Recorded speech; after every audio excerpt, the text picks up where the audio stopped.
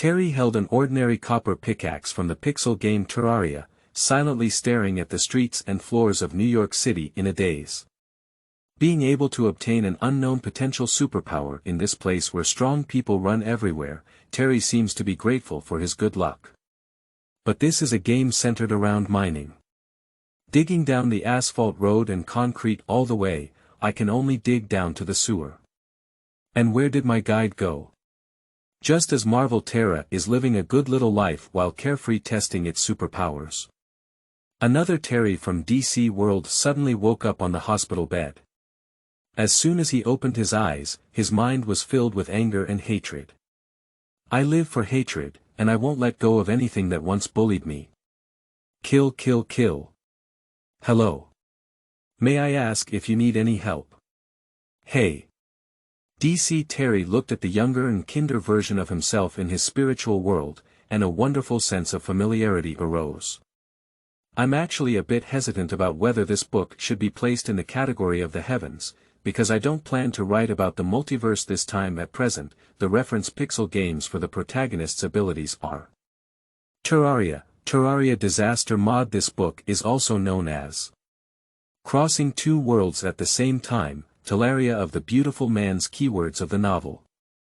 Pixel Madman in the world of comics with no pop-ups, Pixel Madman in the world of comics.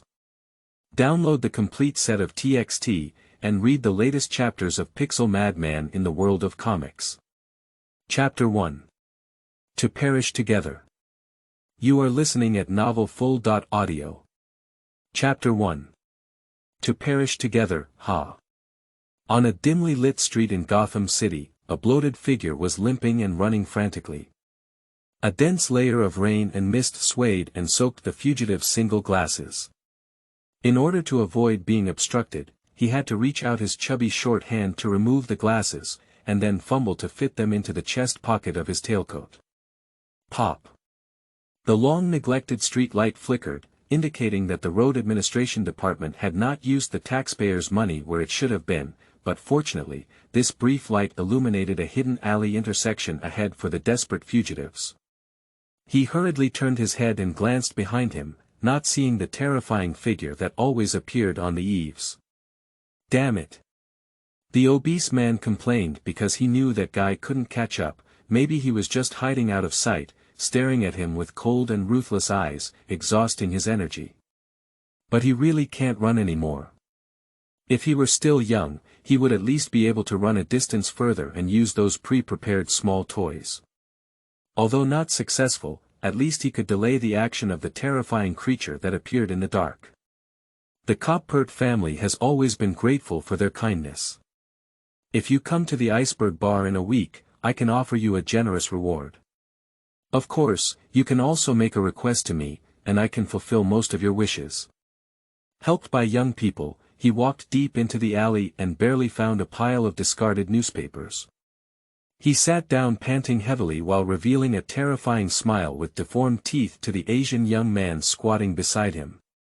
Trembling and supporting the wall, he moved to the entrance of the alley, ignoring the dirty water on the dark ground that could be mixed with thick phlegm.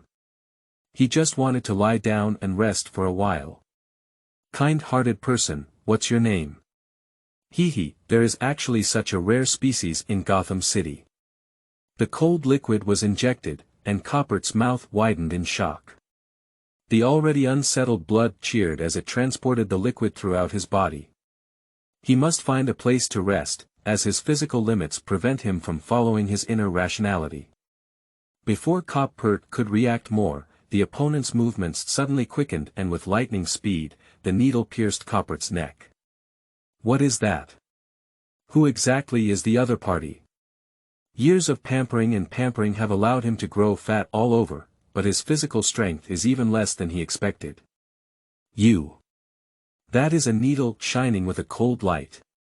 A young Asian. Perhaps. He thought that he was somewhat unable to distinguish the appearance of Asians, and based solely on the probability of Asians appearing in this city, an error of around 20 years old could be acceptable in age determination. The young man looked at him expressionlessly, slowly lifting one arm. Or perhaps, deep down in his heart, he actually knew that even if he was caught, he would never die, but he could not avoid a relatively difficult meal of flesh and blood. Cobert's whole body trembled like a sieve. A seemingly unfamiliar Asian face appeared in his sight. Copot looked over strangely, followed by a contraction of his pupils. The man, who was about to fall to the ground in response to the call of gravity, was suddenly supported by a hand that had reached out in the darkness as he was fully drained of his strength. Bats could not have been so kind in supporting him, they would only watch him fall into the sewage and then come over to give him a heavy old punch. It's not just that nauseating bat. The trembling eagle's hooked nose swept upwards, covered in sweat, and the plump and pale cheeks worked hard to open two small slits. Poison. Killer. My name is Terry. Asians pulled out the needle and casually threw it aside. Terry Pixar. Seeing the confusion mixed with the obvious fear in Coppert's eyes, Terry let out a meaningless sneer in his nasal cavity. It seems that you don't even know who I am. Don't worry, you won't die so quickly. It's just a shot of ketamine, which can be easily obtained in any hospital in this city. The dosage I'm using is average, so you'll still be awake for a long time. Terry reached into his pocket and then pulled out a small knife and a strange palm-sized disc. At this point, most of Coppert's body had lost consciousness, but his eyes couldn't help but widen a little when he caught a glimpse of the disc. That was the little toy he had originally planned to use to catch that despicable bat, which could release over 2000 volts of voltage and explode upon startup.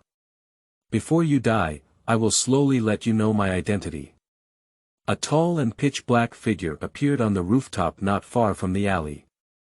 The pitch-black armor and cloak looked a bit dusty, as if rolling around in a flower factory with extremely poor hygiene conditions. In fact, it is indeed so. When he was chasing the penguin, a certain mechanism was suddenly triggered on the rooftop of the passing building. Subconsciously thinking it was a bomb, Batman hurriedly jumped off the building, but was not hit by the imagined shockwave. Instead, he was scattered all over by the flying white powder. After landing, Batman rolled around in order to release his strength, and the white powder adhering to his armor was passed over by the dirty water on the ground, condensing into clumps of gray-white unknown substance. Although this prank technique did not bring any effective harm or trouble, it made Batman's heart rise to his throat.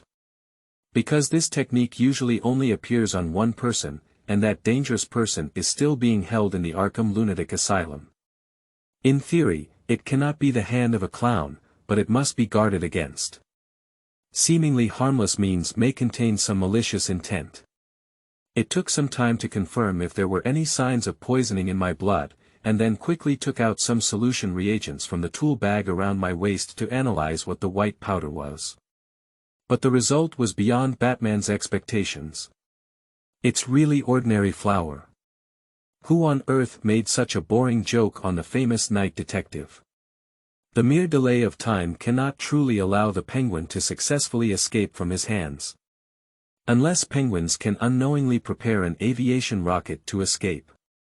Batman reached out and pressed his ear. Penny 1, where is the tracking signal now? A strange accent echoed through the earphones, despite living in this city for many years, still mixed with a hint of British accent. At 12 o'clock direction, 370 meters, the movement speed was very slow, and he stopped. Batman silently pulled out a claw gun and, accompanied by the sound of gears biting and rotating, opened his cloak and jumped into the night sky. In the following few leaps over the rooftop, he became much more vigilant. The triggered traps were not actually very clever, and from the technique, he couldn't even see the shadow of any old acquaintances. But who would be so bored and patient to install such foolish devices on every building nearby? As the display screen on his forearm vibrated, it indicated that the red dots representing him and the penguin had almost overlapped, and Batman stopped in his tracks. The smell of blood permeates the air. Damn it! Deep in the dark alley, the other party seemed to notice the arrival of bats, and then a rustling sound came from the ground. A slender figure dragged the half-dead penguin slowly out of the alley, then raised its head and met the dark night for a moment. Do you remember this place? Bats. The Penguin Man's clothes were stripped naked, and his whole body was covered in deep visible knife marks. A fresh and incomparable bloodstain extended from below to the depths of the alley. Batman stared fixedly at the young man's face, and some unpleasant memories suddenly emerged. Terry Pixar. Terry's eyes were a bit surprised, but he didn't expect the other person to really remember him. Oh, it seems that you still have a little conscience in your heart. Then Terry raised his other hand and showed the small toy he had not yet had time to use. Do you remember this? Batman's pupils narrowed as he knew what Terry wanted to do. He quickly jumped off the rooftop and pounced at Terry like a big black bird. Don't be impulsive. Tisk. Terry pressed the button expressionlessly, causing a dazzling electric flash that forced Batman to close his eyes, and then a huge impact lifted all three of them out. End of this chapter. Chapter 2. Captured Akam.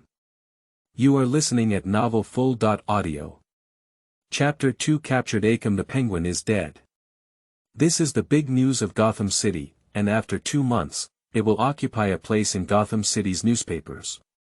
Of course, it's not that the media is so foolish as to repeatedly talk about the news of Oswald Coppert's death, but rather that penguins, as underground dark forces in Gotham City and a series of industries represented by their apparent wealthy status, are slowly being divided up by other forces. Fighting, buying and killing, those coveted dark beasts go to great lengths to divide up the huge penguin corpses, so the bloody events in the newspaper are mostly mentioned every day. That used to be Coppert's property. The enormous unclaimed wealth brought unprecedented attraction, bringing Batman's night deterrence to a rare freezing point, and he had to exhaust himself in these matters for the past 2 months. Yes, the explosion did not cause any special injuries to him, who was armed to his teeth. In fact, if it weren't for the penguin losing too much blood, he wouldn't have died in the explosion. The killing power of that thing was originally mainly concentrated on the giant volt current before the outbreak. But in that dark night, there was still one person who faced the most destructive power. Putting aside the coffee cup that had been half drunk, removing all the armor from his body, the elevator opened the door perfectly, and inside stood a clothes hanger with a well-ironed suit hanging from it. Taking off his helmet, Bruce picked up the coffee from the butler's tray, took a sip, and walked towards the elevator hidden deep in the bat hole. Bruce frowned, although the butler did not continue. He knew that the remaining half of the unspoken content indicated that the situation was not optimistic. You know the reason Terry did this, he just woke up. The sports car was speeding on the roads of Gotham City, when it was still early and the road was very open, so Bruce was basically driving at the maximum speed allowed by the road management law. The butler was taken aback, seeming somewhat incredulous. His lips hesitated for a moment, staring at the expression on Bruce's face. The elevator opens, and in the center of the bright and spacious hall, there is a convertible sports car parked. This is no longer a bat hole, but an underground garage exclusively belonging to Wayne Manor. Despite staying up all night and expending a lot of energy, Bruce still stood upright. Terry woke up. Jumping into the car, Bruce started the sports car and waited for the elevator door at the front of the hall to slowly lift. The sports car started and left the underground garage straight away. Contact Gordon and inform him to go to Wayne Hospital. Bruce has become accustomed to this kind of life, calmly changing clothes on the spot in the elevator, while listening to the butler's report. Go take a look at that child, the car is ready. Bruce said quietly. Alfred stood still in silence, and after a while, he finally dialed the phone. How is the situation? But he committed a crime, he murdered someone. Even a penguin. 80% of the body was burned, and the head was injured. Dr. Naverick said that being able to wake up was already a miracle. One night later, Batman dragged his tired body back to the dark Batcave. As he was removing the fist holster covered in broken bones and blood, Alfred stood beside him and whispered softly. As the tires of the sports car drove on the Gotham Bridge heading to Wayne Hospital, the morning dew accompanied by a cold wind patted his face. This reminded Bruce of that morning 8 years ago. At that time, he had just debuted as Batman not long ago. In an illegal transaction, he targeted the Penguins who personally led the team to participate. The unfamiliar should face those annoying props, break the black umbrella modified by the Penguin, and engage in a down-to-earth chase. At that time, Penguins had just gained weight, and as part of the city's growth, they were much more proficient in complex roads than Batman, who had just returned from his travels. However, Batman managed to catch up with the Penguin and knocked him down with a thrown latch. Penguins certainly don't want to be captured by such a strange creature that has emerged from nowhere. They gasped for breath and took out an arc disc bomb from their arms, pretending to throw it away. But at this moment, 3 people suddenly emerged from the corner of a narrow passage nearby. A middle-aged Asian man, holding a shopping bag in one hand, was carrying his wife and child. The child was the first to see the fallen Penguin and bounced over to help him. But then a tall and bizarre figure appeared in the child's field of vision. He had never seen Batman before and was momentarily startled by his strange attire. He stood still, unsure whether to continue his journey. The Penguin had a sudden idea and gave a strange laugh. After pressing the button, they threw the arc bomb towards the innocent family. The alleyway, a family of 3, and the imminent danger. Really have all the necessary elements. No. Batman, who had just debuted, panicked and threw out his bat dart in an attempt to detonate the bomb. The bomb and bat dart crossed the child's head at the same time, as if all of this had turned into slow motion in the eyes of the child who was staring blankly. The arc bomb and bat dart deeply imprinted into his pupils. The two collided in front of the couple, followed by intense white light and impact. Fortunately, that child, like Batman back then, was not injured in this sudden incident. Unfortunately, that child suffered almost identical psychological trauma as he did back then. Terry Pixar, this is the name of that child. He was sent to an orphanage by Bruce, a famous philanthropist in Gotham City. At that time, Batman did not have the intention to adopt Robin, otherwise the child would have truly met the conditions perfectly. Perhaps if this event happened a few years later, Terry Pixar would have become the first Robin in the world. Unfortunately, there aren't so many ifs. Bruce visited Terry several times under the guise of charity. But only in the first year. The dual identity and the increasing number of bizarre criminals in Gotham City have drained Bruce's energy every day, and from the following year on, Bruce never went again. Terry, on the other hand, showed a completely different situation from Bruce's back then. Although Wayne Group quietly hired the best psychologist to help with counseling, Terry always remained silent and didn't communicate with anyone, just huddled in the room, playing pixel games with a controller. That was a birthday gift from his father, a pile of pixel game cartridges, and a set of game consoles. Of course, the gift entity has been damaged by the electric arc bomb, but Bruce has a careful housekeeper who sent a set to little Terry exactly according to the video game store found by the monitoring and the purchase record retrieved after the event. This child almost refuses to communicate with anyone, but he is very well behaved and even attended school for several years under the operation of Wayne Group's charity organization. Unconsciously, Bruce stopped reminiscing. At this moment, he had already stood outside the sterile ward, silently gazing through a single-sided observation window at the skinny young man wearing hospital uniform, with bandages wrapped around his face, sitting cross-legged on the ground inside. A pale ward, pale medical attire, pale bandages. The only color is what the youth is holding in their hands.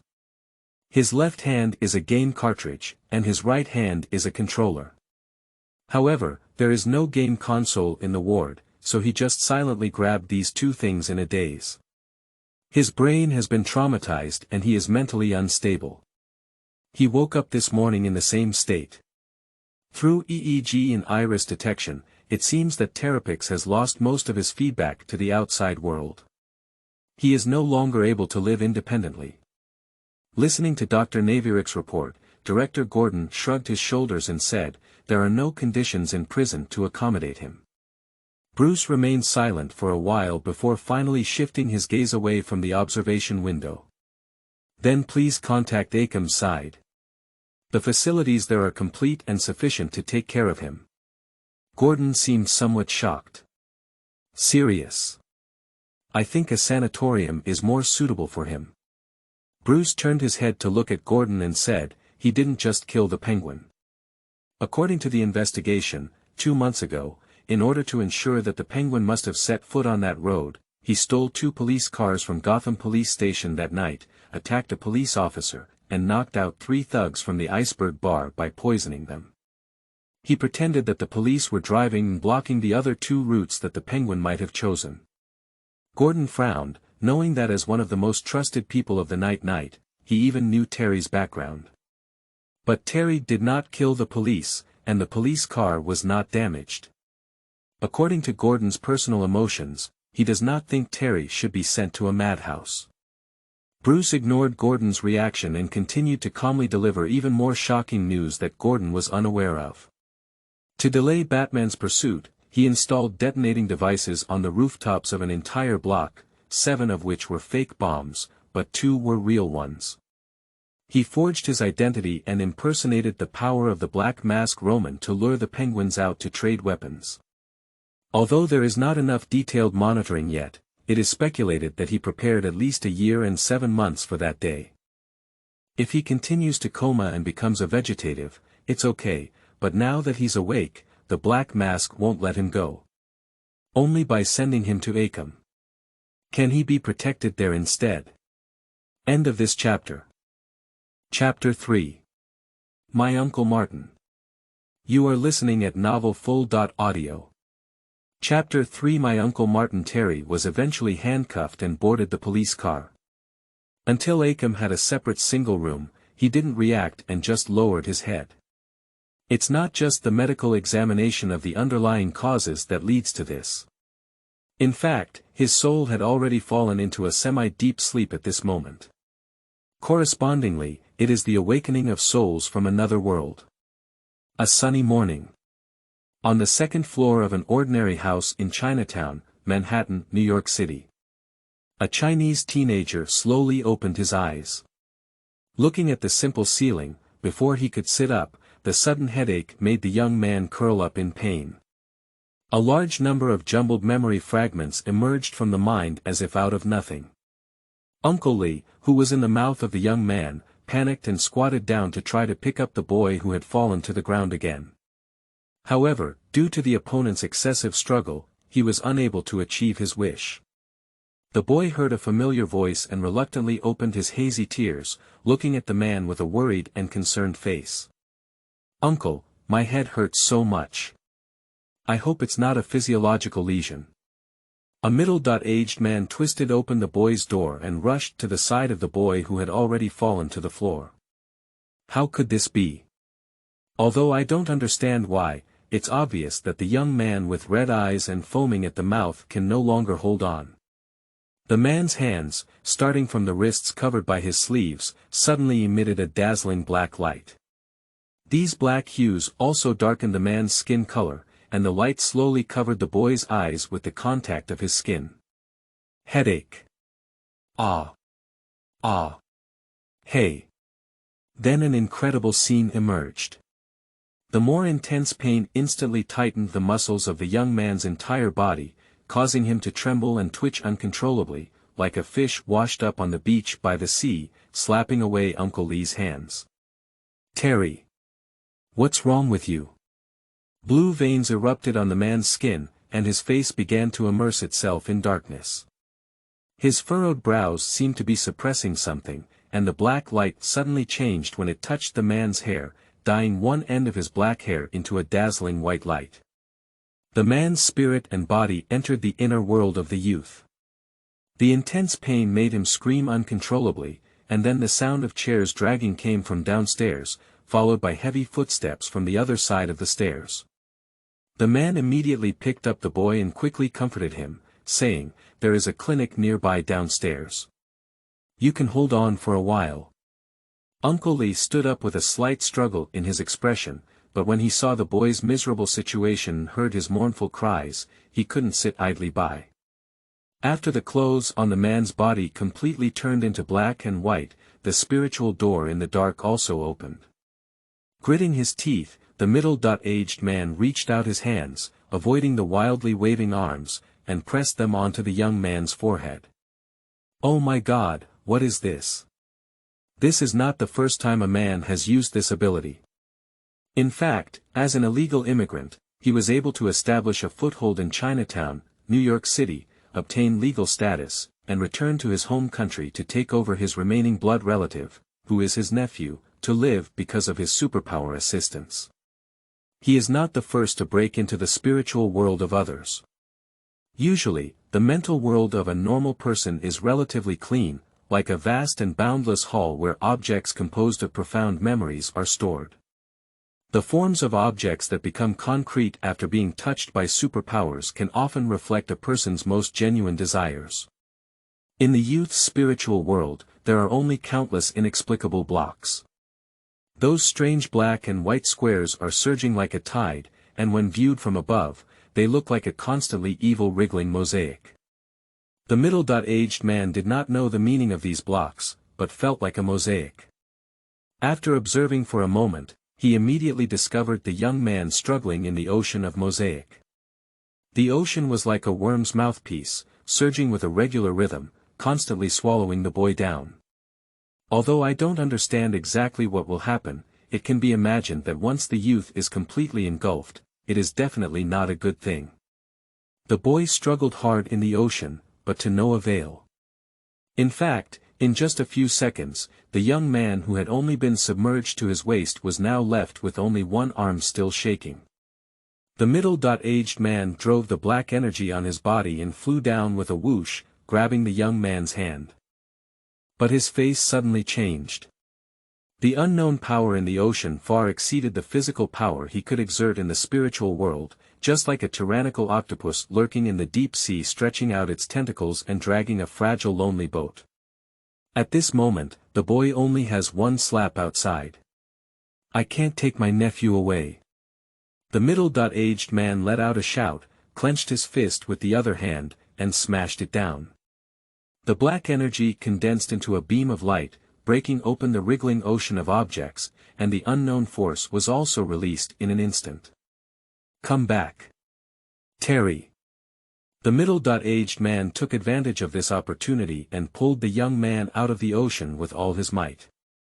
In the next moment, the originally boundless ocean of blocks disappeared instantly. After a whirlwind, the two of them fell onto the pure white earth of their spiritual world.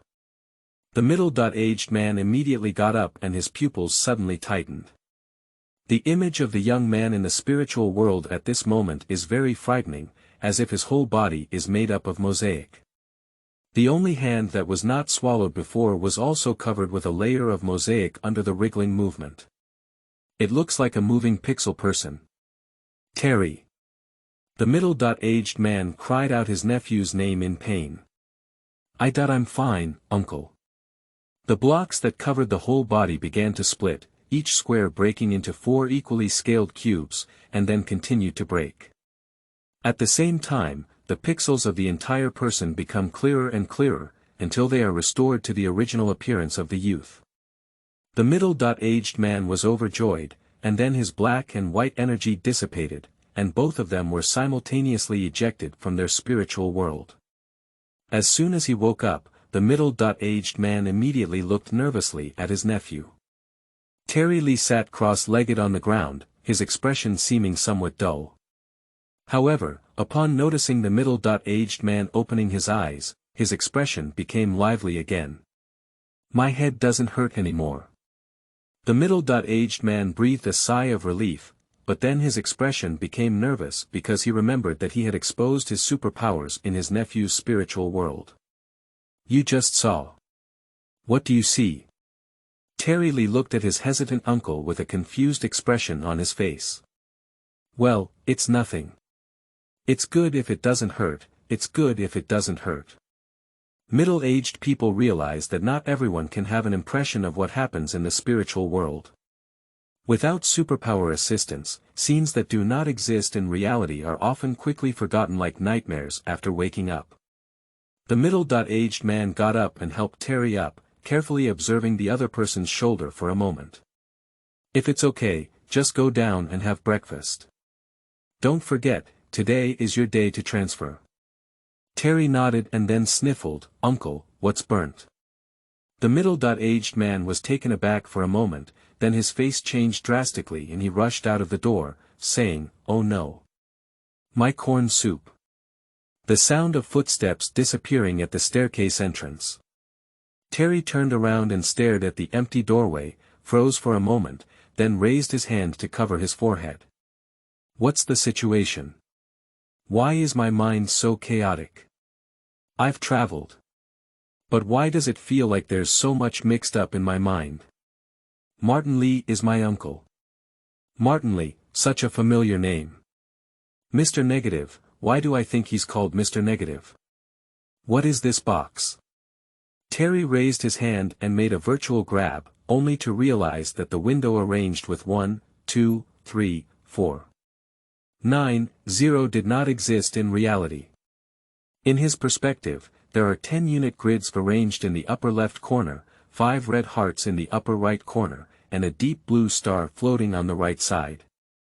In the unit cell in the upper left corner, there are also pixel blocks with different shapes in the first 4. Terry blinked, and the names of the 4 blocks took turns to appear.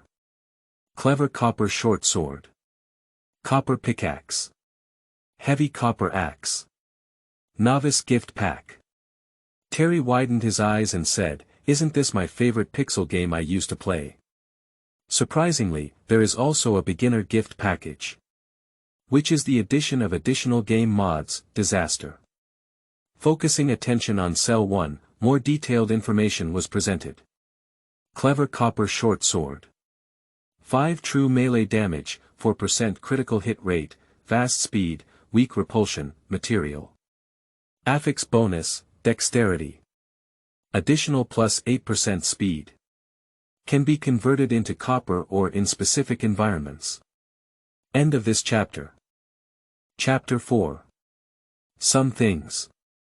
You are listening at novelfull.audio.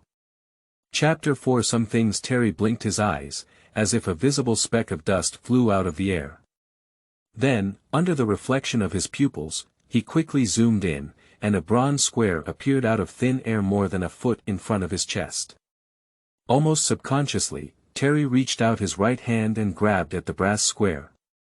In the slow-motion camera, the speed of the 5 fingers opening seems very slow, while the square is constantly breaking down and splitting in the air, giving birth to 4, 4, and 16.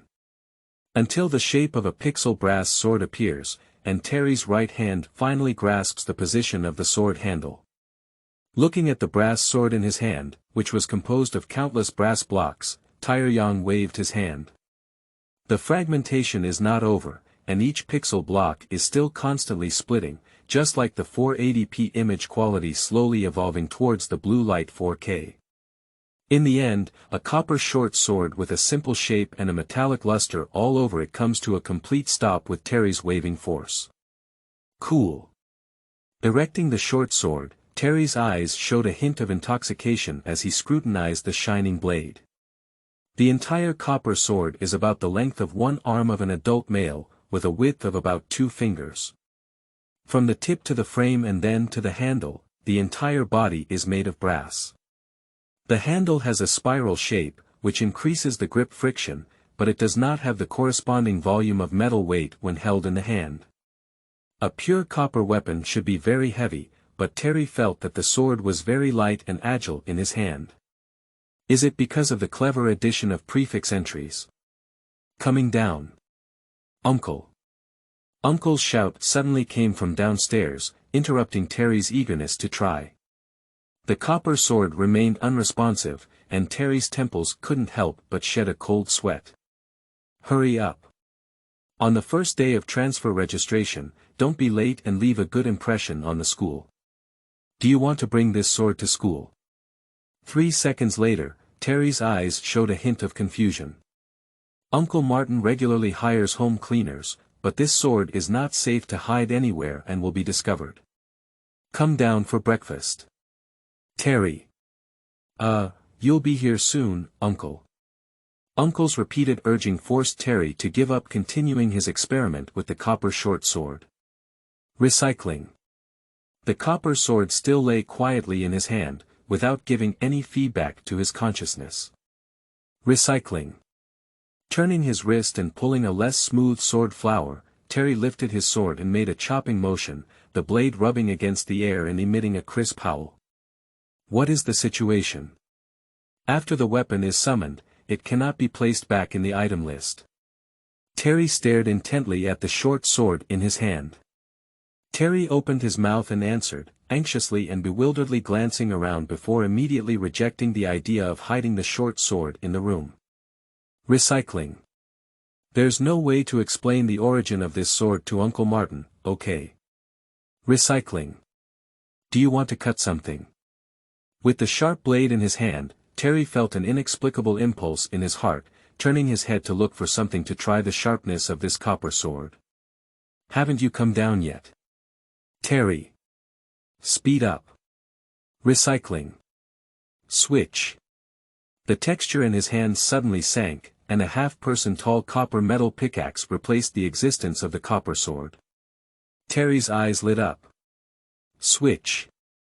This time it turned into a double-edged giant axe about the size of 2 volleyballs, made entirely of brass and weighing even more than the previous 2. Terry had to use both hands to barely grip the copper axe and prevent it from falling down. Switch. Novice gift pack. This time, Terry lay quietly in a palm-sized leather bag, which was small in size and almost negligible in weight. So there's no problem. Grasping the coat draped over the backrest of the chair, Terry casually stuffed the beginner's gift pack into his inner pocket. Terry hurriedly went out and downstairs, while Uncle sat at the dining table with a slightly displeased expression on his face. Procrastination is not a good habit, Terry. Remember to be nimble in everything you do. Terry awkwardly smiled and his eyes rolled around, keenly noticing the breakfast on the table. Do you have corn tortillas today, Uncle?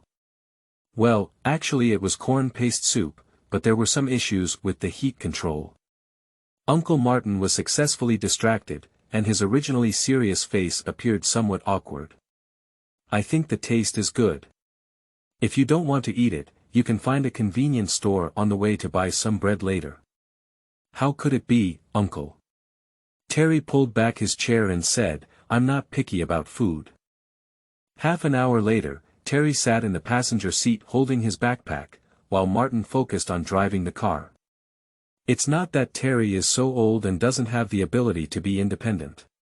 In fact, he can take the subway to Queens and complete the transfer registration process alone. But Martin insisted on sending him over. Starting today, you can rent your own house in Queens. While waiting for the traffic lights, Martin suddenly said, but he didn't turn back, but looked straight ahead. I will call you regularly for my living expenses. If it's not enough, remember to let me know. Terry whispered a promise. Then the car fell into silence, and Martin quietly looked up through the rearview mirror at Terry, who was lost in thought. He opened his mouth and let out a faint sigh. Buy whatever you want, Uncle doesn't need money. Regarding your headache this morning, I will help you contact the doctor this afternoon and send you the location and contact information. Why must I go to Queens? Terry looked out of the window with distracted eyes and suddenly asked a question without thinking. Martin trembled slightly upon hearing this, and his hands unnaturally caressed the steering wheel a few times. I thought we had already discussed this topic. Cultivate me to live independently. This excuse is too clumsy, Uncle. Terry interrupted Martin's explanation and turned to look at this relative with the same black hair and yellow skin as himself. Martin remained silent for several seconds, then slowly started the car when the signal light turned green. He seemed to be getting restless when he suddenly clenched his fist and tapped the steering wheel. The piercing horn sounded, but fortunately there was no vehicle ahead. otherwise it could have caused a verbal altercation among low-quality drivers. You need to understand me, Terry. We are yellow race people. Martin's chewing muscles kept biting and he said, if we want to make a living in New York, there are things we have to do and some dangers we have to face, so I can't let you continue to stay by my side, Terry. Believe me, Terry, I can start a bigger career right away. We can go wherever we want. Uncle takes you on a trip to Hawaii, takes you to Las Vegas. Where do you want to go? How about going to the Arctic to see the aurora? Terry reached out his hand and gently placed it on Martin's shoulder. The latter's words suddenly stopped, and the carriage fell into silence once again. Are you in danger, Uncle? Martin trembled, took a deep breath, and then became calm again. He reached out a hand and pressed it on the back of Terry's hand. Uncle won't be in danger, his abilities are much greater than you imagine. As long as you stay in Queens with peace of mind, no one can intimidate Martin Lee. End of this chapter. Chapter 5. Martin Lee's Violent Wisdom. You are listening at novelfull.audio. Chapter 5 Martin Lee's Violent Wisdom. Zhongqing High School. Mr. Goldman, dressed in a brown suit, pushed open the door, looked around the noisy students in the classroom, and walked towards the podium with his feet raised. Ladies and gentlemen, I know it's not class time yet, but please be quiet for now. The students obediently stopped chatting and looked at the math teacher with a bearded but approachable face. Our class has transferred today and a new partner has arrived. He will be studying with us for a period of time that is neither short nor long. We hope everyone can show a friendly spirit. I don't think I'm suitable for saying these beautiful words, so let's just come in, Terry. Come to my side, don't be shy. Goldman waved to Terry, who was standing at the door feeling lost. When Terry stood next to Goldman obediently, the kind teacher made a conductor's gesture. Introduce yourself. It's really one of the top 10 embarrassing moments in life. Terry unconsciously stroked the backpack straps with both hands, revealing a self-proclaimed friendly smile. My name is Terry Lee and I come from Manhattan. To be honest, the new environment makes me a bit nervous, but at the same time, I am also looking forward to it. A blond boy with a back seat suddenly gave a strange laugh and said, Pixel game. Outdated buddy. Good ball. Flesh. Then he walked towards Thompson's position with a clear goal. I'm a bit obsessed with pixel games personally, but that doesn't mean I'm too lazy. A few strange teasing phrases mixed in. Goldman saw Terry remain silent and thought the new young man was in an awkward situation of being interrupted, so he spoke up to help ease the situation. A concise and clear self-introduction. I hope you don't get too addicted to the game, find a seat to sit in. In fact, he was staring blankly at Thompson's profile at the moment. For example, with his inexplicable superpowers, Terry can recognize it as one of his favorite games before time crossing, but the extra information is blank. Inexplicable information popped out of Terry's mind, and these memories seemed to come from gifts before his travels, but for some reason, his memories were incomplete and many places were missing. What harsh language. Good Francis Thompson, Venom Agent. The classroom burst into laughter. Terry regained his senses. Shut up, Thompson. As for why I chose Thompson's side. Goldman scolded, but obviously the deterrent power was not as strong. The blond boy just snorted disdainfully, picked him up with both hands, and turned his head back in the chair. Terry's words were interrupted, but there were no additional emotions. This action caused a small amount of whispering, especially for a boy wearing round-framed glasses.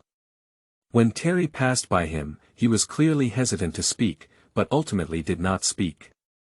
Not only because of Thompson's curiosity, but also because the blond guy doesn't seem to have much popularity, at least in this class. There is a big circle around his location. Terry likes spacious places. Thompson realized that there was no time to stop someone approaching him. Terry moved a chair and sat down next to him, showing him a friendly smile. Teacher Goldman was staring at the podium, causing Thompson to have a hard time getting angry. He had to give the blind new classmate a fierce glare and then move his chair further away. But Terry dragged the chair closer the next second. "Hey!" Thompson couldn't hold his breath and lowered his voice as much as possible, warning fiercely. "What's wrong with you? I don't like being next to people." Terry gave him a sideways glance and didn't say a word, but silently pulled out the textbook from his backpack. Thompson clenched his fist, closed his eyes, took a deep breath, and dragged the chair further away. Terry didn't lean back this time, but Thompson still felt very frustrated. He had been dominating the class all along, and no one dared to approach him.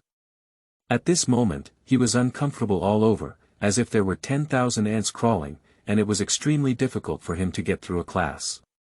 As the bell rang, Thompson's buttocks bounced like springs as he watched as Teacher Goldman left.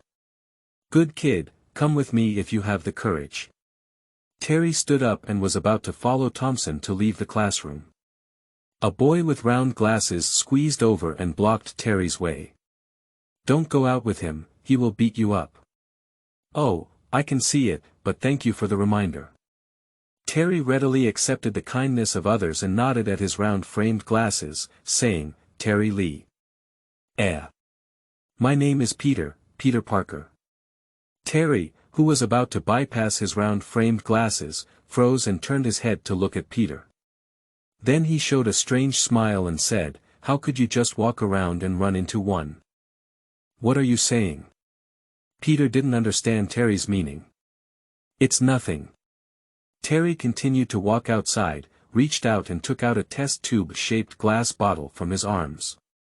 He pulled out the cork and poured the green drink into his mouth, saying, "Once this matter is resolved, I think I would be very interested in being friends with you." He could certainly see Thompson's ill intentions, and when he was studying in Manhattan before, he had never encountered a character like a class bully. But Terry now has a confidence that ordinary people cannot possess. His uncle Martin Lee, the negative film master with superpowers in his pre-time memories, did not include the part of enduring humiliation in his education. To achieve a better life, you need to be good at breaking the bones of those hostile guys. This is Martin Lee's final advice before parting ways with Terry this morning. Be a little more careful when you take action, it's just a little compensation. It's only when you're weak that those venomous snakes that bite with the stick become even more deadly. And this morning, after parting ways with his uncle, Terry opened the beginner gift package. The pixel grid in the eyes is unfolded, and a total of 50 items are occupied by the items opened in the beginner's gift package, which contains various functional potions. In my memory, this is a game benefit added to help players get through the relatively difficult early stages of the game after installing a high difficulty mod. As for the small drink I just drank. Agile Potion. Consumables, materials, increase speed by 15%, including action, reaction, movement, duration of 8 minutes, stackable. Can be converted into water bottles, herbs, and rhizomes in specific environments. In the hallway outside the classroom, a group of students with unpleasant expressions were standing awkwardly. After seeing Terry come out, Thompson walked over from the crowd with his hands in his pockets and a grin on his face. It seems that the new classmates are not clear about the environment yet. With a blonde face, he leaned in front of Terry and said, "I think you need some guidance for new students. You need to learn how to be a good person at Zhongqing Middle School." Terry leaned back slightly, avoided a bit, frowned, and said seriously, "Didn't you brush your teeth this morning? Your breath is very heavy." Thompson was taken aback and instinctively raised his hand, covered his mouth, and let out a sigh of relief. It wasn't until a sparse mockery came from behind that he realized the other person had been teasing him. Damn it. Terry transferred on his first day of school, and if he were beaten or injured, Thompson wouldn't be doing well at school, but that doesn't mean he has no other choice. In a fit of anger, Thompson lowered his shoulders and forcefully bumped into Terry's chest. He had used this trick on many weak chickens and could later argue that it was just an accidental encounter while walking, and the teacher had no way to deal with him. Pop. Terry keenly stepped aside, and then a lightning-fast slap turned Thompson around in place. Do you want to fight or not? Are you disgusted by these sleazy little actions? Looking around the stunned bullies, Terry gave a rather sarcastic smile and said, why don't we have a good fight and get punished together and drop out of school? I'll probably switch to another high school. Pulling Thompson over, who was still struggling to cover his face, Terry lowered his voice and his gaze became indifferent. The masseter muscle on his cheekbones pulled out a strand on his cheek and said, your parents will still have to humbly ask the boss for leave because their arrogant and domineering child made a mistake at school. They have to plead with the school to retract the punishment of dropping out because their salary cannot easily afford the high transfer fee. We need to consider the consequences carefully, Thompson. End of this chapter. Chapter 6. Self-identification. You are listening at novelfull.audio. Chapter 6 Self-identification. Thompson hesitated. It's not that he was scared by Terry's words or two, young people always lack the courage to disregard the consequences. But when he was caught off guard by Terry's neck, the copper-sharp blade protruding from somewhere also pressed against Thompson's carotid artery. He raised his eyelids in disbelief, trying to determine from the other person's expression whether it was a slightly malicious joke. But unfortunately, Terry's face remained expressionless, and his drooping eyes made no one doubt that he might accidentally cut Thompson's throat the next second due to shaking hands or other reasons. When Thompson agreed and was pushed aside by Terry, he instinctively looked at Terry. During class, Terry's coat was taken off and hung on the backrest of the chair. He only had an ordinary iron short-sleeved shirt. The blade, which was at least 4 feet long, had lost its trace in an impossible situation. Mysterious, dangerous, and unpredictable. That's the real reason Thompson admitted to being cowardly. He didn't even dare to say a harsh word and ran back to his friends in embarrassment, shaking his head to deny the idea of bad friends wanting to join in. Don't provoke that Eastern monster. Venom Agent Thompson is a futuristic, while Mr. Negative, Uncle Martin, is a predetermined moment in the present. So some of my memories point to possible changes in the future of this world. At first, Peter just wanted to show goodwill to his new classmates, but when he found out that Terry had been staring at him since entering the classroom, he couldn't help feeling a bit uncomfortable. A nimble and agile figure emerged in his mind, shuttling through various skyscrapers in the air several tens of meters above the ground like performing graceful gymnastics. However, the uniform on his body was not as fixed as Thompson's picture, red-blue, red-black, red-gold. But all had spider web-like designs. Oh my goodness, this is the first time I've seen Thompson admit it. But my Uncle Martin Lee is indeed Mr. Negative. That's right, the black and white energy is consistent with the incomplete memory. In the incomplete memory or impression, the Venom Agent is a tall figure, dressed in some kind of black biomass armor, and can eject various weapons from it, with extraordinary skills. Does this kid's identity only exist in the future, or does it already exist now? Cool. The remaining students looked at each other, left behind a few words, and then followed Thompson, who was trembling all over. Terry lifted his head and looked at Peter Parker, the frail-looking guy with round glasses, who was also staring at him in amazement. He could only feel that until the end of today's class, the gaze behind him was still wandering. I don't know, there were too many people outside just now, but I think I saw him slap Thompson. This is clearly not in line with the image of scumbags and bullies who are still showing off in school. Terry walked back to his seat without hesitation, while rejecting the idea that Francis Thompson was a Venom Agent in his heart. When Terry returned to the classroom intact, the classmates who had been bullied by Thompson before couldn't help but give him a flamboyant cheer. He muttered softly and then left the hallway with his head down. Peter Parker, Spider-Man. With an awkward smile on his face, Peter turned back stiffly, and at the same time, with some social anxiety in his heart, he began to pray that this strange new classmate should not come and talk to him. I thought he would at least come back with a bruised nose and swollen face. Did anyone follow over to see it just now? Is it a legendary kung fu? This caused Peter to quickly pack up and flee as soon as he finished school. Terry watched Peter's back until he disappeared like a frightened bird at the classroom door, then lowered his head and slowly began packing up. As a normal student, he needs to complete his homework, even though he didn't pay much attention to the classroom today. Buzzing, the phone placed in the backpack vibrated. It was a gift that Martin Lee bought him last month. Actually, for the convenience of Terry's contact after transferring schools, and the proportion of gift ingredients is hard to say how high. Hello, Uncle. I guess your kid should have already finished school. Your phone just got stuck and clicked over. Haha, how did it feel to have classes in a strange environment on the first day? Did anyone who doesn't have long eyes come over to cause trouble? Terry paused for a few seconds, but he didn't think Thompson, who was scared out of his wits, was any trouble. No, the teacher and classmates are very friendly. Martin on the other end of the phone was somewhat surprised, and then began to believe that transferring his nephew to Queens was the right choice. After all, even in Chinatown, there were inevitably various malicious guys. The quality of citizens in Queens is generally higher than that in Manhattan, right? Have you already made new friends?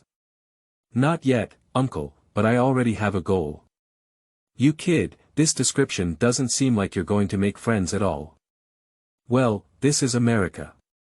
Although it's a bit different from our previous beliefs, I don't stop you from dating. You overthink it, Uncle, I don't have any plans to date. Terry left the classroom carrying his backpack, with a heartfelt smile on his face, chatting with Uncle Martin until he was almost at the school gate when he coaxed him to hang up the phone. In fact, Terry's current state is somewhat contradictory. After the morning headache incident, many memories came to his mind. He knew he was a traveler, but at the same time, he also recognized his local identity. Terry Lee, this is his name after coming to the United States. In fact, when he was still living in China at a young age, he had a Chinese name and did not have the surname Lee. Those terrible family and childhood memories don't need to be repeated. In my impression, Uncle Martin has always liked himself very much, but because he couldn't bear the poverty of life, he embarked on an illegal ferry to the ocean. For many years afterwards, Terry had no news of his uncle. Later on, Terry's life experienced even greater upheavals. He became an orphan. After begging in the village for several years, my uncle, who I thought I would never see again in my life, suddenly appeared in front of Terry and adopted him. At that time, Terry's mental state had already experienced some problems, and he almost lost the ability to communicate normally with others. Uncle Martin shared his difficult journey over the years with Terry in order to enlighten him. In order to avoid being killed by the snake-headed organization responsible for the illegal immigration industry, he abandoned his original identity and retrieved Martin Lee's name from a corpse at the bottom of the cabin. He took over the identity of this name, disguised himself as a dead person, and successfully set foot on American territory. Due to his black household registration, Martin Lee, who had changed his appearance, had to join the snake-headed gang stationed near the dock and committed evil for a long time. After accumulating a certain amount of savings, Martin escaped from the gang organization, obtained formal citizenship through bribery, and fled to Chinatown in New York City. After several years of hard work, Martin Lee successfully joined the largest Chinatown gang leader in the local Chinatown and changed the direction of the gang's development. He began to establish a legitimate company in an attempt to completely cleanse his identity. At this time, Martin had a strong foundation and wealth, and learned that his nephew was not doing well in China. He bought a plane ticket and embarked on his journey back to his home country, eventually appearing in front of Terry. Sincere communication opened Terry's closed heart, and he realized that he needed to learn the spirit of perseverance from his uncle. It was clear that the other party had encountered greater hardships and dangers than him in these years. He grabbed Uncle Martin's outstretched hand and boarded the plane to the United States with his own uncle, taking on a new surname and name. Terry Lee. The memories that come through time travel cannot stop Terry Lee from identifying himself as someone who has lived in this world for over a decade, let alone feeling that the actual situation in his mind seems much more complex than just time travel. End of this chapter. Chapter 7. Martin's Reality. You are listening at novelfull.audio. Chapter 7 Martin's Reality Another World. Gotham City, inside the Arkham Lunatic Hospital. Mr. Strange, let me take you on a tour of the prisoners' ward. A bald man wearing a gray vest and a white shirt stopped and smiled kindly at the man across from him who was nervous because he almost said the wrong thing. You just wanted to talk about the prison, right? Without waiting for the man to deny, Strange lowered his head, took out a piece of eyeglass cloth from his chest pocket, took off his round glasses, and wiped them. Don't be nervous. Words accompanied the movements of hands, and the voice was full of magnetism, revealing a refined temperament throughout the person. I can understand you, including your work. This place is dark, humid, and oppressive, and you have to face some strange and aggressive things all day. In fact, most of them are criminals, and you're right. But after truly stepping into a certain door, the man fell eerily quiet again. Joker. Fireflies, shadow men, lockers. Scarecrow, Jonathan. The man continued to walk deep with Hugo, chattering incessantly, seeming somewhat spirited.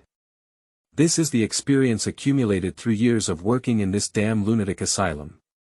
Even with iron fences and specially made glass barriers between mental illnesses, only by turning oneself into a walking corpse can one barely guarantee that one will not be hated by any dangerous person. Riddle Man, Edward. Unfortunately, Mr. Hugo is not on Akam's list of psychological counseling applications. Please come with me this way. The man immediately became excited.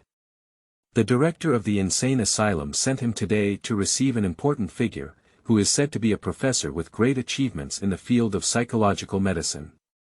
Therefore, he has been very nervous about his words, afraid of offending this scholar who appears to be from a civilized city. Absolutely praised, Mr. Victor. Let's continue. Could you please explain in detail the situation of the patient room later? I heard you have been working here for 3 years. Hugo did not mind the changes in the man.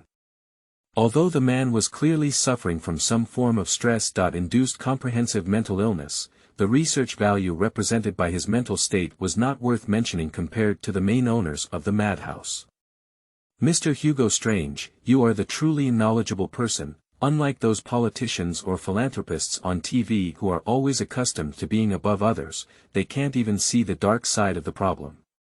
But I didn't expect the other party to have such a profound understanding of the difficulties they face working in this place. In the end, they stopped at the entrance of a newly cleaned cell. The names or titles of one dangerous character after another were spewed out from the man's mouth, and most of them had no reaction when they saw them passing by, but their gloomy and cold eyes were like looking at another fresh corpse. Passing through a long corridor, his voice began to decrease and his tone tried to appear dull. Or they may be labeled as discriminatory by the other party. Hugo's gaze was hidden behind the lenses, and he cast a deep glance towards the direction of the forbidden prison cell, as if to see through the heavy and dark iron door. 3 years and 7 months have passed, oh. It's really a nightmare-like life. However, in the end, he calmly followed the man's footsteps, walked a corner, and continued to quietly listen to the man's numerous introductions of those ruthless characters who had stirred up wind and rain in Gotham City. The man's footsteps paused in front of an independent cell, and he remembered the dean's advice, except that the characters in this cell were not objects that Hugo Strange could contact. This is the last one. The man said, his tone inexplicably light and cheerful. Terry Pixar. Hugo judged from the man's tone change that the character in this new cell didn't seem particularly intimidating, so he took 2 steps and leaned over to the observation hole reserved on the iron door to take a glance. A young man wearing Akam's signature hospital uniform sat cross-legged on the bed, his hands seemingly still holding something, his head slightly lowered, and his eyes empty. He doesn't have the strange and peculiar title of those people earlier. Well, Terry is a newcomer to Akam. Although from what he has done, this young man is also dangerous, but when he was sent in, he already had this almost vegetative appearance. The man shrugged and said, according to Wayne Hospital's diagnosis, Terry's brain neural activity is abnormally low and he is unable to respond effectively to most external things. Hugo squinted his eyes. What did he do? Why was this appearance sent here? I think a special nursing home would be more suitable. Ha! Mr. Hugo, you asked the right person. Although relevant information is hidden from the news, there is no place in Gotham City that is more informed than Arkham. The man laughed and said, he killed the Penguin Man. Hugo's eyes widened slightly, and a strange curve unconsciously formed at the corner of his mouth with his back to the man.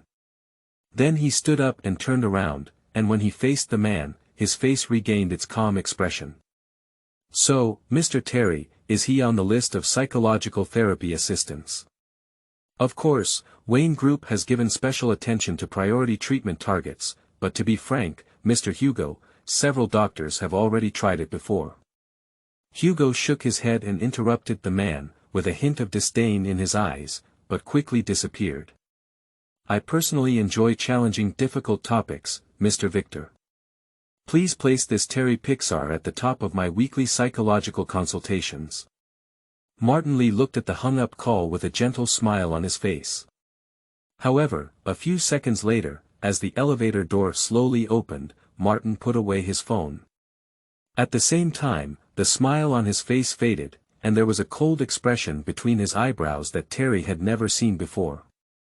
At this moment, he was on the 72nd floor of the Empire State Building in Manhattan, New York City, followed by several young men wearing black suits and standard sunglasses, walking forward along the off-white carpet covered with some kind of animal fur. During the walking process, a certain black and white energy spread from Martin's heart position, until his entire skin, hair, and clothing were rendered black and white. At the end of the corridor, a bald man in a leather jacket casually opened the walnut door painted red for the visitors. In the spacious office with the red carpet, a huge shadow was sitting by the French window. Martin Lee raised his hand to signal the boys to stop, and then walked in alone.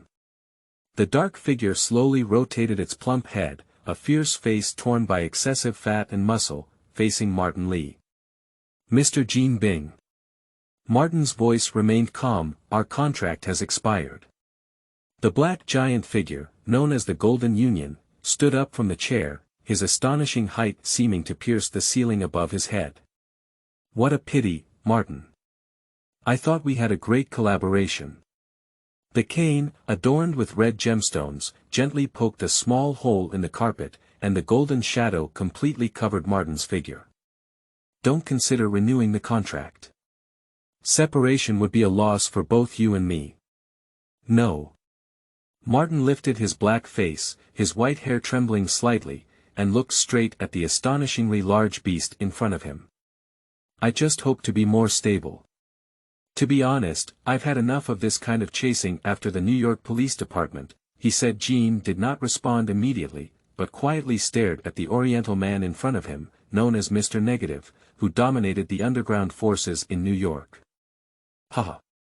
Jean exhaled and walked with heavy steps, waving his custom-made cane, to his desk. I know there is an old saying in the East called washing hands in a golden basin. Actually, I really enjoy Eastern culture and can learn a lot of useful things from it. Your power movements have been circulating in the ears of various underground forces in New York these days. You want to get out of this dirty mud, and over the years, you have been wanting to whitewash yourself. Jean extended his thick fingers and picked up a paper document on his desk, making a meaningless hum in his mouth. Others may not understand all of this, but I do know some interesting news. Martin's face finally changed, and he stared at the file bag in Jin's hand with some disbelief. You're not alone, although you've been hiding well over the years and spending money to connect many relationships. In fact, the reason you really want to escape is because you have a lovely nephew. Boom. The black and white energy transformed into a crazy flame, leaping from Martin's body. End of this chapter. Chapter 8. Rich Terry. You are listening at Novel Full.audio. Chapter 8 Rich Terry, Forest Mountain 34th Street. 67. Transferring to another school was a matter that had been discussed several months ago, and Terry had already found a decent rental property through an intermediary website. Now, he is following the address provided by the landlord and following the instructions. It's here. Terry looked up to confirm, then took a step up the white steps and rang the electronic bell on the black-brown door. The sound of light footsteps came from inside the house. The door was opened, and a brown-haired girl who looked about the same age as Terry appeared in front of him. Chewing gum in her mouth, with some freckles on the bridge of her nose, fair skin, wearing a military green jacket and a pair of blue-gray jeans. A girl of this age can only be said to be relatively well-proportioned and healthy. The girl blinked her big watery eyes and looked at Terry a little. Are you the new tenant?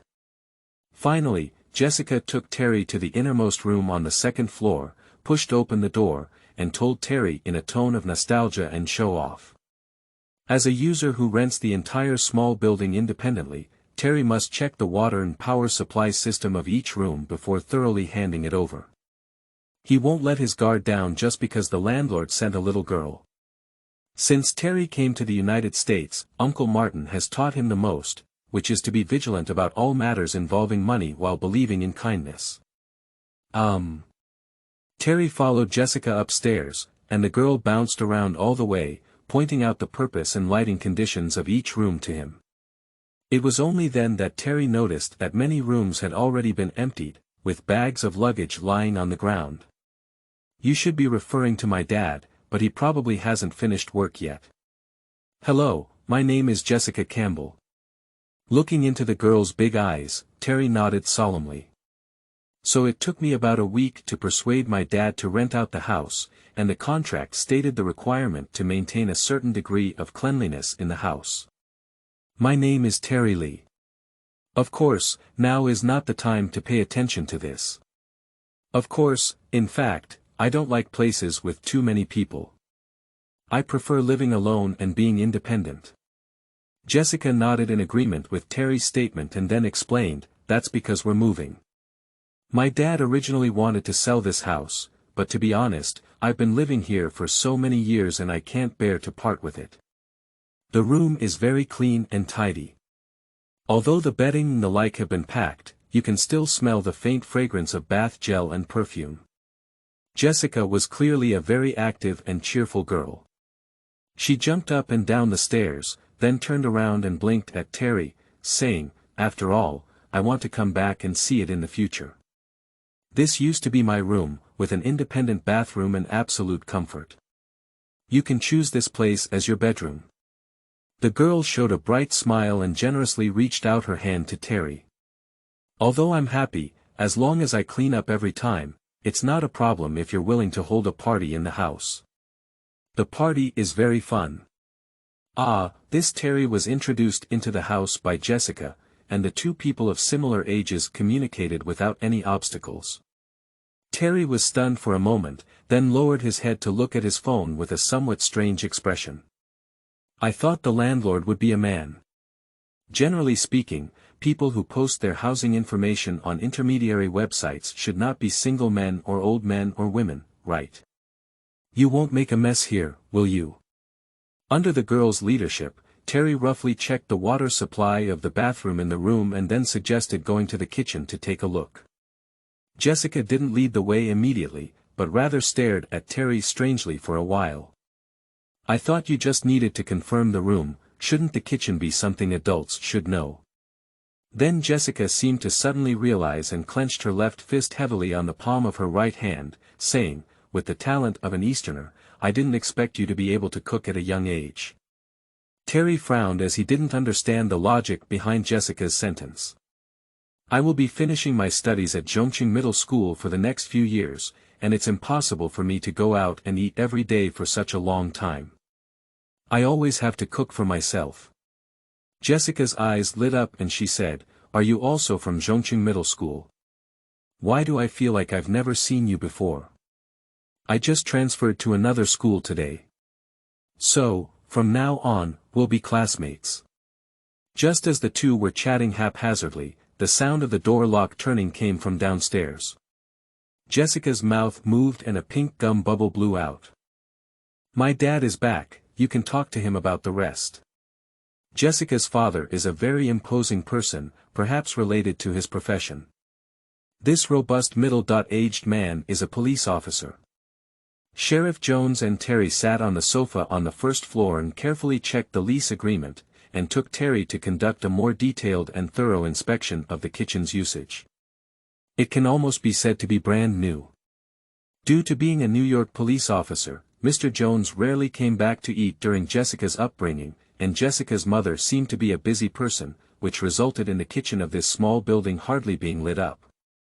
Although Sheriff Jones initially had doubts about Terry's age, he found in subsequent conversations that Terry did not have the idealism unique to boys of his age. He was relatively mature and very willing to pay rent. Until now, Jessica, who was lying on the sofa chewing gum, suddenly jumped up and looked at Terry with disbelief. "I thought it was rented by a family, but are you the only one? No wonder you need to look at the kitchen." Sheriff Jones glared at his rather childish daughter and said, "After the family trip comes back, maybe you should communicate with Terry more. Anyway, from now on, you will be classmates and learn more about how others are independent."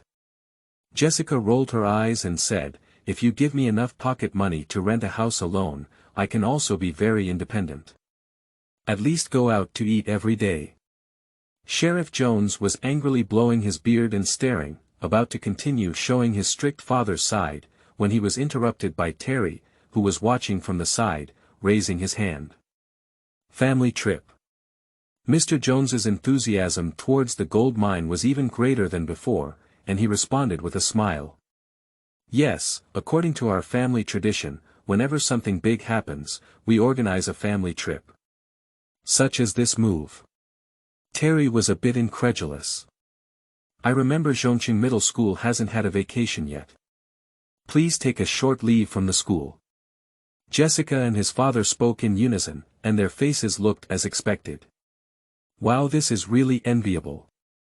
Terry thought to himself that although Uncle Martin had promised to take him on a trip once all the business matters were settled, he always seemed to have unfinished business. The reason why Terry has a strong desire for travel is mainly because even with the additional memories brought by time travel, there is no impression of travel in his mind. It doesn't mean that the country he came from is not good, but Terry almost fell into starvation on the street before his uncle came out, while his predecessor, who seemed to be a forced programmer from memory, was a luxury for both of them. People always hold a relative thirst for things they cannot obtain. After the landlord and tenant reached a mutually satisfactory agreement, Terry took the key from Sheriff Jones and added contact information to Jessica. This was Sheriff Jones's request. He claimed that renting out the house was his daughter's idea, and she must gradually learn how to be a landlord. If any problems arise in the future, Jessica must independently communicate with Terry. Watching the father and daughter carry the remaining luggage onto the car and walk away, Terry waved his hand and began to lower his head to call the moving company. Some necessary furniture and appliances, including bedding, have been arranged by Martin in advance, and now Terry only needs a phone call to move in with his bag. 2 pickup trucks with bright yellow advertising slogans quickly arrived in front of Terry, and through the window glass, you could see several movers wearing bright yellow company uniforms. But Terry immediately felt a bit strange. The brims of these moving workers, including the drivers, are pressed too low. End of this chapter. Chapter 9. Weapon Master. You are listening at novelfull.audio. Chapter 9 Weapon Master, that's really a strange guy. School will be over at 3 p.m. this afternoon, and there is still some time before dinner. After Peter told Aunt May, he hurriedly left with a package. A few months ago, Peter gained something new in an unnoticed accident, possessing a series of superpowers including superpower and supersensitivity. But due to an accident related to him, the passing of a loved one, he realized the importance of responsibility. Now, Peter has created a special set of equipment and battle clothes for himself through a mind far beyond that of ordinary people. After school, Peter would change into a mask and become a rising vigilante patrolling near Queens, New York City. Spider-Man. Although Peter showed a completely different personality after putting on his mask, he still felt that the new classmate who came over today was really strange. Despite not having a strong physique, the school bully Thompson, who appears to be the captain of the school rugby team, dares to stand firm and retreat from the classic after-school bullying. And the Oriental boy named Terraria, upon hearing Peter's name, surprisingly showed an inexplicable expression of interest in his eyes. Ordinary people may find it difficult to detect this subtle change in facial expressions, but Peter is different. He now has a sensory system that is 10 times more powerful than the average person. He concludes that Terry burst into a different emotion instantly after hearing the complete name of Peter Parker. Sorry. Peter immediately had a bad association. Peter reached out and gave a weak push, indicating that he didn't mean it. Who are you, and why are you all naked and tied up here? Suddenly, a tingling sensation came from his scalp, and Peter instinctively looked in a certain direction, then quickly changed the direction of the ripples in the air and rushed towards that direction. Peter's anger was too strong and his speed was too fast, almost to the point where a piece of his chin beard was missing. At this moment, he was staring at him with tearful eyes. Hey! That kind of uncomfortable look in my eyes. Oh my God, is he a gay? Forest Mountain 34th Street. Peter, as a native who grew up in Queens, immediately shot spider silk and flew into the sky. Someone is going to suffer. This is a remote alley with several naked men tied together with a pile of tape and their mouths stuck together. Peter reached out and shot spider silk towards the walls of the building ahead, leaping onto another street amidst the cheers and surprise of the onlookers holding their phones below. Oops, is this any strange play? Releasing the spider silk, a red and blue figure fell from tens of meters high in the air and landed lightly and steadily on the ground. Moving company. Where did you take on the job? Does he know me? Most people were in a coma, but one of them woke up and stared at Peter, who was falling from the sky, struggling and whimpering. Ow! But I have no impression of him. We are from the Flying Bird Moving Company, right downstairs. A group of strange people wearing hats and masks used guns to force us out of the car, and then knocked us unconscious and tied us up here. Peter walked forward and suddenly tore open the tape on the man's mouth, which had been emitting faint distress signals just now. The man with teary eyes shouted sadly and angrily towards the sky, "At least let us go first." However, the man and his colleagues were quickly saved because many novel citizens were just chasing in the direction where Spider-Man was falling with their phones, and then they discovered this bunch of unlucky naked men in the alley. At the same time, the car door in front of Terry slammed open, and 4 men with hats and masks covering their faces rushed towards him. There is indeed a problem. Terry, who was already slightly puzzled, took a step back, but behind him was a staircase, unable to make more effective evasions. In a moment of urgency, Terry hid behind with one hand and then suddenly pulled out a brass short sword to confront the man closest to him. Puzzy. My hair. The speed at which the other party rushed over was too fast. Even though Terry was just a simple blade forward, he still directly stabbed the man in the opposite direction. The copper blade pierced through the man's abdomen and emerged straight from behind. The man immediately widened his eyes and stared at Terry in disbelief, but his strength also drained away with the thrust of the sword, and his legs were about to collapse. You threw yourself at it. Terry didn't dare to waste time drawing his sword. Taking advantage of the confusion of the 4 of them, he suddenly pushed the powerless injured person in front of him, blocking the footsteps of the remaining 3 and running towards the side. The remaining 3 people obviously do this kind of dirty work a lot in their daily lives. When they see their teammates injured, no one cares at all. Instead, they firmly believe that Terry is now unarmed and just a lamb waiting to be slaughtered. Terry, who had taken 2 steps outside, suddenly realized that he couldn't beat the opponent as he listened to the hurried footsteps behind him. With a grit of his teeth and a ruthless heart, he stopped and crossed his legs, twisting and turning. Who? A double-wielded giant axe, wrapped in a strong wind, swung fiercely across the waist, and with a snap, it plunged directly into the rib of the nearest pursuer. The immense force from nowhere even knocked the opponent upside down by 1 meter. Heavy copper axe. Normal repulsive force. Affix. Heavy, additional plus 15% knockback power. Where did this TM pull out the weapon?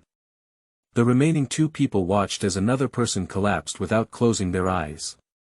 They couldn't hold their tension and didn't dare to chase after them anymore. They quickly retreated.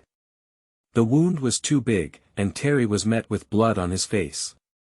Stimulated by fear and adrenaline, coupled with a sudden turn of blood red in his perspective, it ignited his inner ferocity. With a flick of his eyes, he reached behind and pulled out a dark yellow long sword, turning around and killing the remaining 2. Heartless, tin-wide sword. The disaster mod comes with items in the beginner gift pack, normal speed, normal repelling power. Affix. Heartless, additional plus 20% damage, plus 5 speed, 0.10 knockback power.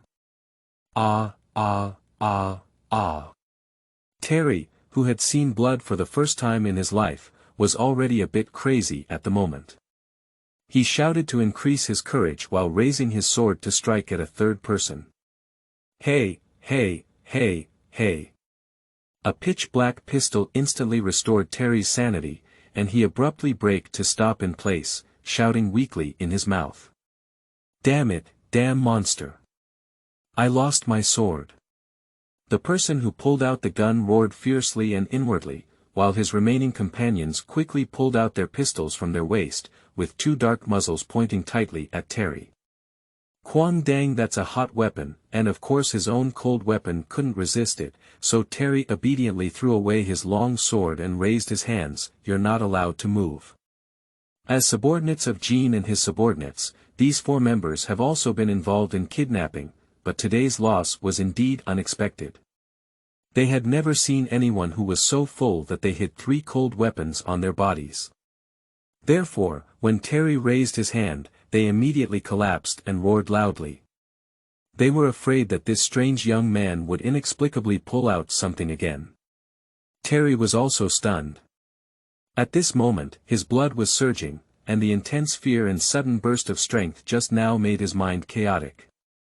Until now, he realized that the other party was trying to kidnap him, and the counterattack just now was completely instinctive. Turn around. Don't move your hands. Otherwise, we'll shoot immediately.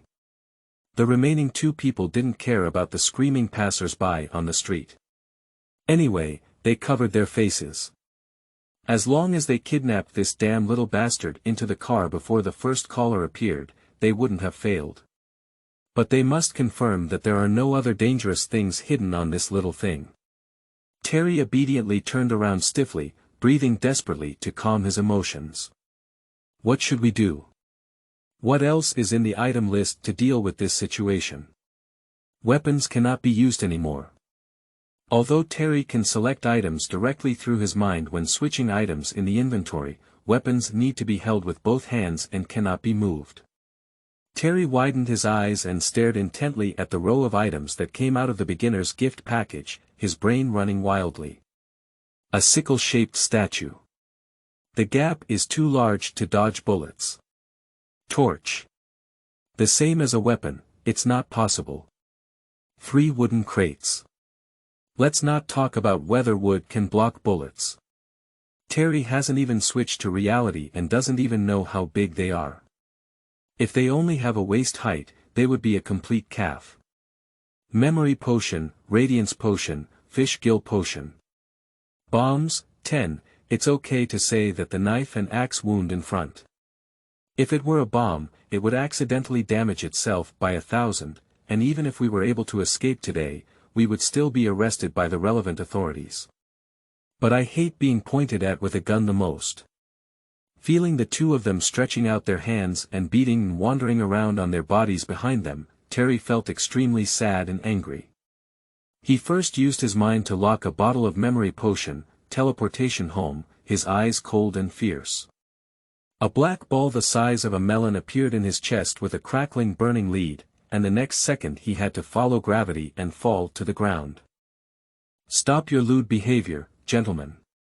Sleeping slot. The sudden shout from behind in mid-air scared Terry into a clever state, and he kicked him fiercely. At the moment when his toe touched the bomb, he used his mind to switch items and retract the almost exploded bomb. End of this chapter. Chapter 10. Change of Throne. You are listening at novelfull.audio. Chapter 10 Change of Throne. How dare you threaten me with my nephew? Martin's eyes were full of anger, his expression was fierce, and his hands gathered black energy. His heart was filled with a surge of murderous intent towards Jean Jie. Oh, calm down, Martin. I just think it's a pity that you just withdrew from the collaboration like this. Jin's tone was plain, as if his massive body had given him the confidence to face superpowers. He slowly took out a phone from his suit pocket.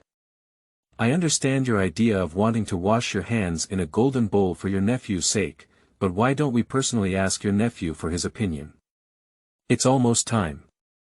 If you have a pleasant conversation with your nephew, perhaps you can still drive to Queens tonight to have dinner with him. Jean opened his phone and made a phone call in front of Martin Lee, who was uncertain. Queens, Forest Mountain Street. For the tumultuous experiences of Spider-Man's future life, there is nothing easier than ambushing two armed kidnappers from behind. 2 strands of spider silk accurately disarmed the gun in the kidnapper's hand, and then a powerful kick turned the unsuspecting two into rolling gourds. Oh my God, these 2 people should also be kidnappers, right? How did they get hurt like this? Ha! For bandits can seriously injure too. What kind of chicken is Thompson? Although he doesn't know exactly how Terry operates, Peter can somewhat understand why this newly transferred guy was able to handle the school bully Thompson.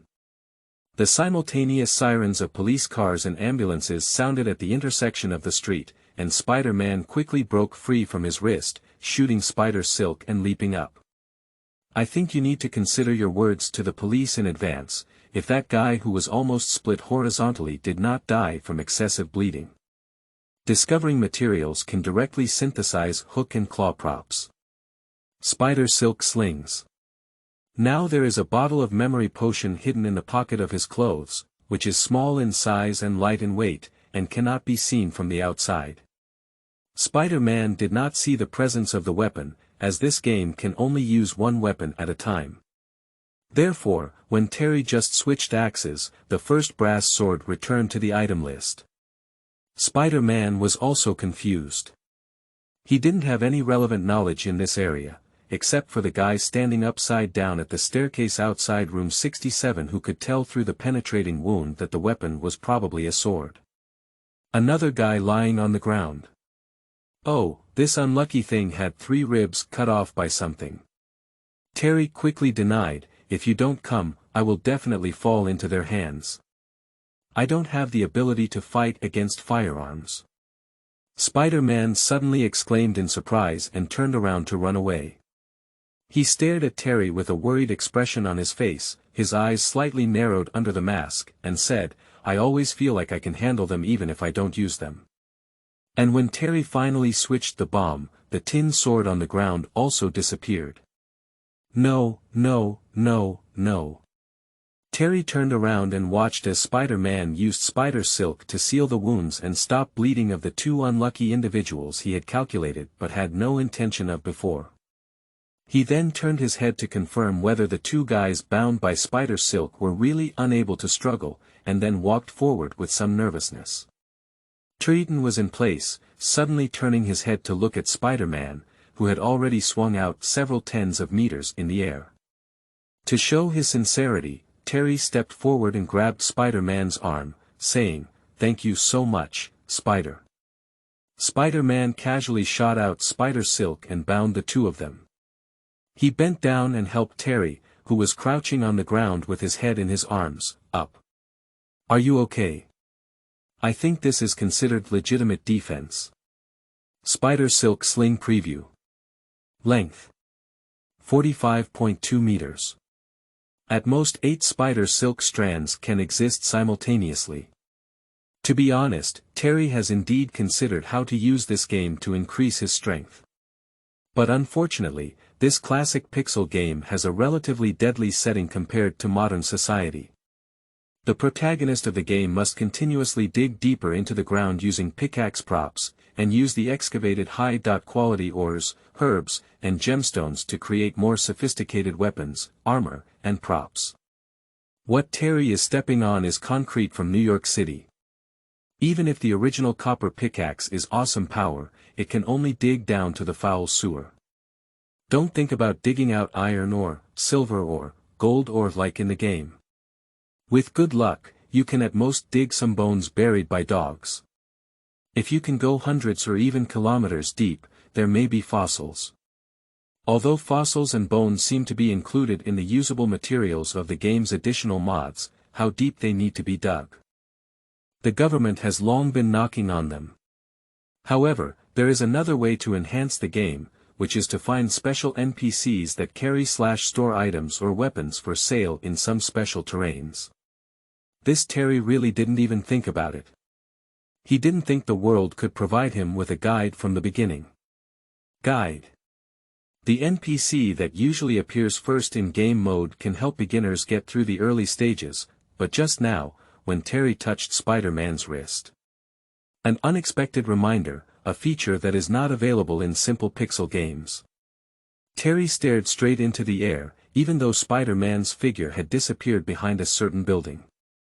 Surprisingly, even the synthesis step can be skipped and converted directly into hook claw props, which is a very good spider silk sling in the early stages of the game. So, are these people with special titles in their time-traveling memories like special NPCs in pixel games to me? Dingling bell. The sudden ringing of the phone quickly brought Terry back to his senses. Looking around, he found that the ringtone came from one of the 2 kidnappers bound by Spider-Man. Feeling his hand at the collar of the robber's clothes with an unwilling gaze, Terry pulled out the phone and hesitated for a second before placing the microphone close to his ear. In the independent office on the 72nd floor of the Empire State Building, Gene showed a smile of complete control, turned on the hands-free, and handed his phone to Mr. Negative. Martin Lee rushed up and grabbed his phone. "Hello." Terry greeted. "Terry. How are you? Is there anything you need to do?" Martin Lee shouted urgently. Uncle." Terry was momentarily confused, and then his agile mind immediately made him understand the key. "Uncle, don't be afraid of the guy in front of you. Those 4 unlucky guys didn't catch me, they were actually knocked down by me." Terry yelled at his phone, "Don't worry about me, beat him up. I'll take a note later, the police are here." Martin Lee's face suddenly showed a look of ecstasy, followed by a sudden change in expression as he grinned and looked at Jinha. Jin's pair of eyeballs almost popped out. How could it be? 4 armed. Mom, provoke fake, a bunch of trash. Boom. A black and white energy column gushed from Martin Lee's hand, and the huge driving force and impact force slapped Jean on the French window. The remaining hand smashed the phone completely with a snap, and Martin Lee's whole body was filled with a surge of energy. The powerful energy ripple even tore apart the nearby desk. "Jean. And you did the last thing you should have done. That's to take action against my loved ones. Wait. Wait a moment, I can give you more." Jinha's mouth was bleeding, and he spoke with difficulty. "I don't want anything. I just want my nephew to be safe. Let me teach you the last custom in Eastern culture. We usually only have one way to deal with enemies who dare to threaten our loved ones." Martin Lee's other hand also gathered a surge of energy, and his angry expression gradually became cold. "That's to crush him completely without considering the consequences." With the addition of the second energy shock, the special bulletproof glass can no longer withstand the extreme anger of the superpower, and suddenly bursts out in trembling and mournful cries. No. You can't kill me. Bang.